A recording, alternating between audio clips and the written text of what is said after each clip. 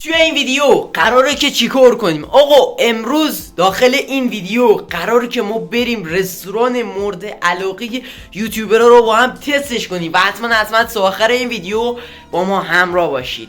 دکمه سابسکرایب هم یادتون نره بزنید، اگر هم نزدید جفت چشمان خوشگلتون بزن. بریم سراغ این ویدیو. لیتس گو.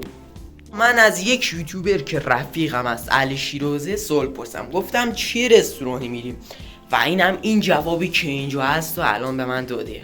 قراره بریم اون رستوران. پس همین الان ببینیم چه جور جویی است. من تا حالا اونجا نرفتم و قراره بفهمیم چه جور جویی اصلا هست. بزن بریم. بچه‌ها بعد این ویدیو سابسکرایب کانال رو برسونید حداقل به 100 تا بچه‌ها ویدیو خفن‌تر هم بگم. آخه 85 تا بچه‌ها کمه. من اینقدر دارم تلاش میکنم، 85 تا کمه.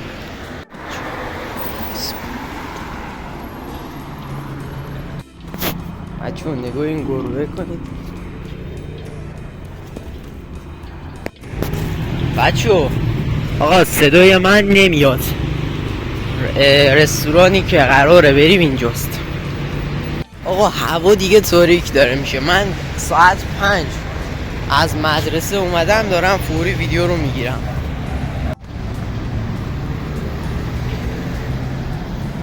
بچه‌ها دیگه کم کم نزدیک است.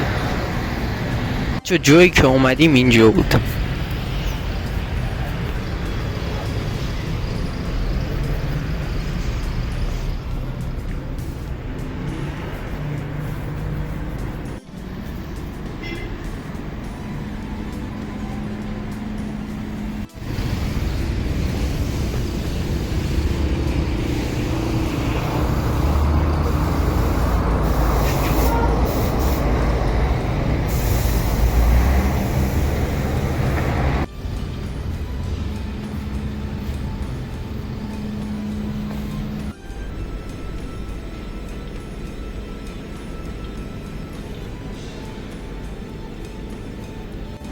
بچه‌ها الان من 15 دقیقه اینجا نشستم، این هنوز آماده نشده. دهنم سرویس شد.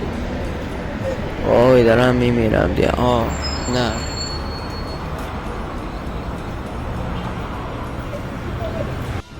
خب بچه‌ها آورد.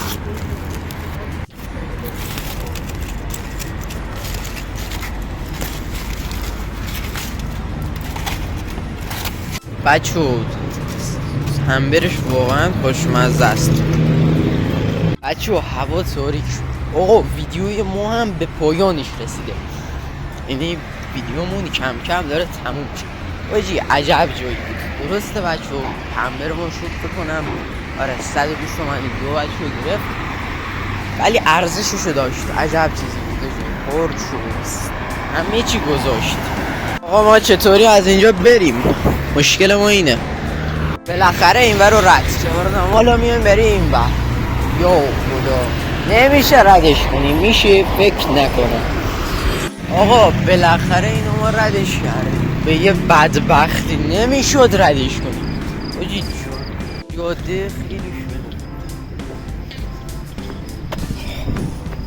بریم خونه. من ساعت بچه‌ها فکر کنم شب شد، خیلی دور داد. بچه‌ها یارو خودش هم گفت الان تو تازه اومدی، ساعت 6 باز کردی. گفت تو تازه اومدی، به خاطر همین منم نه چیزی اصلا وسایلمو هنوز آماده نشده، هنوز از تو فریزر در نیاوردم. پیتزا میخواستم بخرم راستش حقیقتش. گفت پیتزا حدود نیم ساعت. گفتم من تا کی صبر کنم نیم ساعت دیگه؟ آچه تاریک شد. یه گفتم الان دیگه، گفتم خدا، گفتم همبرگر. ولی بچه‌ها من پیتزا هم حقیقتش دوست ندارم. همبرگر همش بهتره. آقا ما دیگه رسیدیم.